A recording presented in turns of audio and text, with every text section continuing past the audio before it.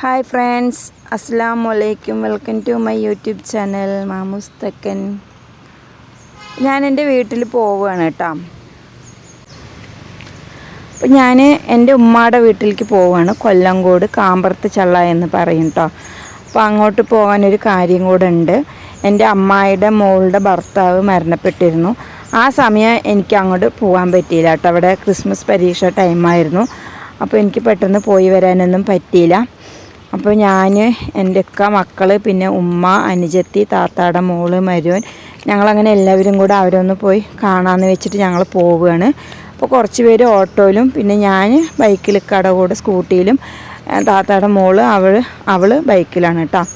അപ്പോൾ ഇത് കൊല്ലങ്കോടൊക്കെ ആ ഭാഗമൊക്കെ എത്തുന്ന ആ ഭാഗമാണ് കേട്ടോ. അപ്പോൾ പാലക്കാടിൻ്റെ ഹൃദയഭാഗം എന്നൊക്കെ പറയുന്ന പോലെ നല്ല ഭംഗിയുള്ള സ്ഥലങ്ങളാണ് കേട്ടോ. രണ്ട് ഭാഗവും നെൽപ്പാടമൊക്കെ ആയിട്ട്. ഇതാണ് കൊല്ലങ്കോട് സെൻറ്റർ കേട്ടോ. അപ്പോൾ അത് അങ്ങോട്ടൊരു നീല ബസ് പോയില്ല, അത് ഊട്ര ഭാഗത്തേക്ക് പോകുന്നതാണ്. ഞങ്ങൾ പോകുന്നത് ഗോവിന്ദാപുരം പൊള്ളാച്ചി ആ റൂട്ടാണ് കേട്ടോ. അപ്പോൾ ഇവിടെയൊക്കെ തമിഴും മലയാളവും കൂടി കലർന്നിട്ടാണ് എല്ലാവരും സംസാരിക്കുന്നതൊക്കെ.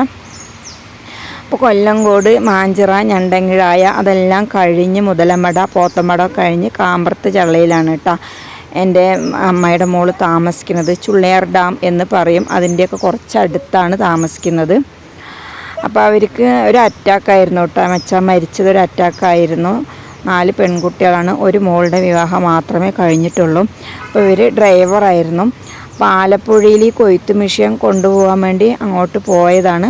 അവിടെ പോയപ്പോൾ അവിടെ നിന്ന് പെട്ടെന്ന് അറ്റാക്ക് വന്നതാണ് കേട്ടോ.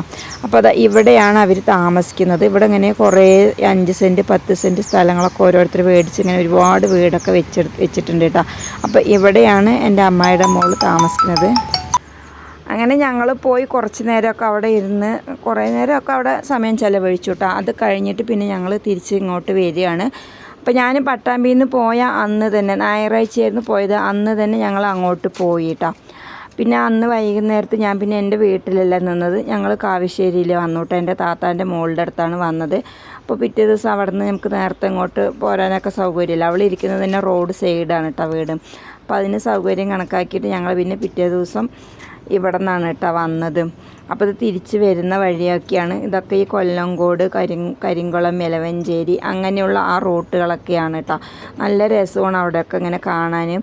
മാത്രമല്ല ഒരുപാട് യാത്രക്കാരൊക്കെ അതിലൂടെ പോകുമ്പോൾ വണ്ടികളൊക്കെ നിർത്തി അവിടെ ഇങ്ങനെ വീഡിയോ എടുക്കണമൊക്കെ ഉണ്ട് കേട്ടോ.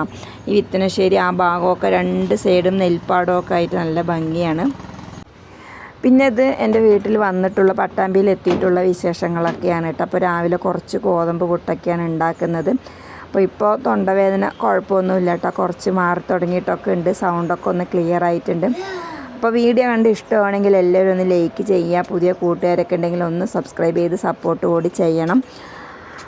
അതേപോലെ തന്നെ വീഡിയോ സ്കിപ്പ് ചെയ്യാതെ മുഴുവൻ കാണാനും കൂടെ ഒന്ന് ശ്രമിക്കണം കേട്ടോ. അപ്പോൾ ഞാൻ വീട്ടിൽ നിന്ന് വരുമ്പോൾ കുറച്ച് ഓമക്കായൊക്കെ കൊണ്ടുവന്നിരുന്നു. അപ്പോൾ ഞാൻ അതൊരു പരിപ്പൊക്കെ ഇട്ടിട്ടൊരു കറിയൊക്കെ ഉണ്ടാക്കണം. കുറച്ച് ബീട്രൂട്ട് ഉപ്പേരി വെക്കണം. അങ്ങനെ കുറച്ച് ഉച്ചവരെയുള്ള ചില്ലറ പാചകങ്ങളൊക്കെയാണ് കേട്ടോ ഞാനീ കാണിക്കുന്നത്. അപ്പോൾ എല്ലാവരും ഒന്ന് സ്കിപ്പ് ചെയ്യാതെ കണ്ട് സഹകരിക്കണേ.